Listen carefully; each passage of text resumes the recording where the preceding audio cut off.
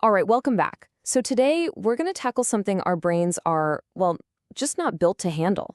And that's truly enormous numbers. You hear billion this and hundreds of billions that all the time, right? But what does that really mean? What does it look like? No, seriously, let's try it right now. Take a second. What does $100 billion actually look like in your head? It's impossible, isn't it? At some point, it just stops being a number with value and becomes, well, just a word. It's an idea that we can't really get our hands on. And that's really the core of the problem, right? It's all about perception. Think about it. The difference between a million and a billion, okay, our brains can kind of process that. But the difference between a billion and 100 billion, it all just gets fuzzy. It gets filed away in a mental folder just labeled a whole lot. So clearly we need a better way to think about this. So what if we could take that abstract concept and make it totally tangible? Something you can actually picture. Something you could, I don't know, hold in your hand. Or maybe even eat? And this is where the source material for this explainer comes in with a really unique idea. It's a thought experiment, really, one that uses a total universal unit of measurement to make these, well, frankly, incomprehensible numbers suddenly crystal clear. Okay, so here it is. Let's call it the taco metric. It's super simple, but it's also kind of brilliant. What you do is you take just 1/10, so just 10% of a person's annual income increase, not their total wealth, just the growth in 1 year. Then you figure out how many tacos that money could buy for every single man, woman, and child in the US. That right there is our new yardstick. It's the language we're going to use from here on out. All right, so we've got our taco metric. Let's start climbing what we'll call the taco ladder. We're going to start right at the bottom of the top 10 list from the source data and see where it takes us. And kicking things off, our journey begins here at number 10 on the list. This is kind of our base camp for this whole experiment. Michael Dell. So the source data puts his net worth at a pretty staggering $123.8 billion. Again, that's just a huge abstract number, right? That's not what we're focused on. Let's translate it. So, what's the taco score? In our new currency, using just that 1/10 of his income growth for the year, that works out to 1.5 tacos for every single person in America. Just stop and think about that.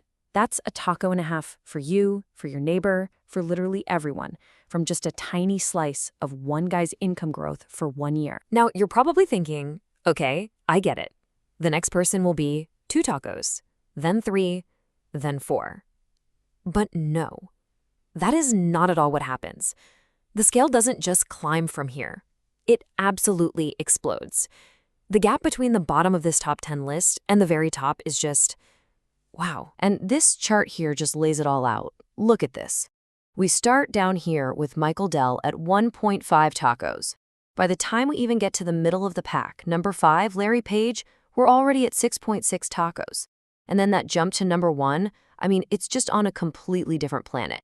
We're not taking steps anymore. We're launching into orbit. Okay, let's zoom in on the very, very top of this list, because this is where the numbers just get so wild that honestly, without our taco metric, they'd be meaningless. And here's where it gets really interesting.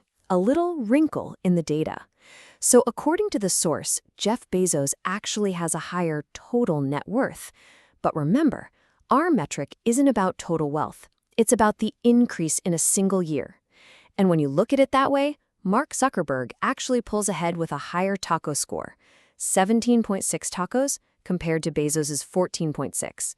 It's a perfect example of the difference between how much you have and how fast you're accumulating more. So who's sitting in that number 2 spot right below the absolute peak?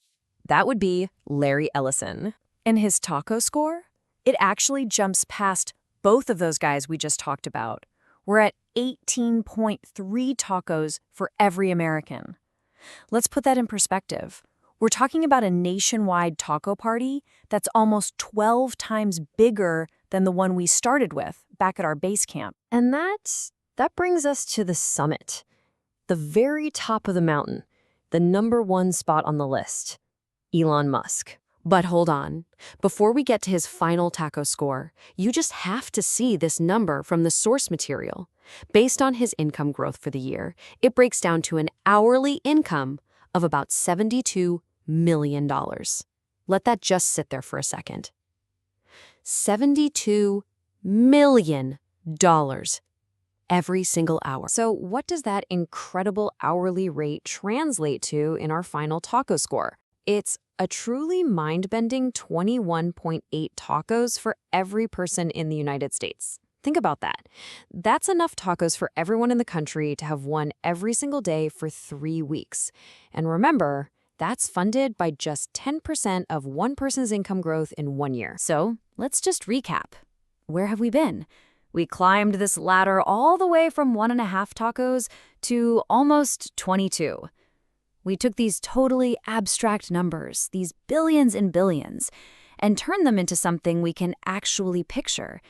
Even if, yeah, it's a little absurd. Now, the whole point of this exercise, and what the source material does so cleverly, isn't about passing judgment one way or another. It's really just about providing a tool, a new way of seeing things. It's a lens to help us get our heads around a scale of wealth that's just so far beyond our normal day-to-day experience. And this leaves us with one last pretty big thought to chew on.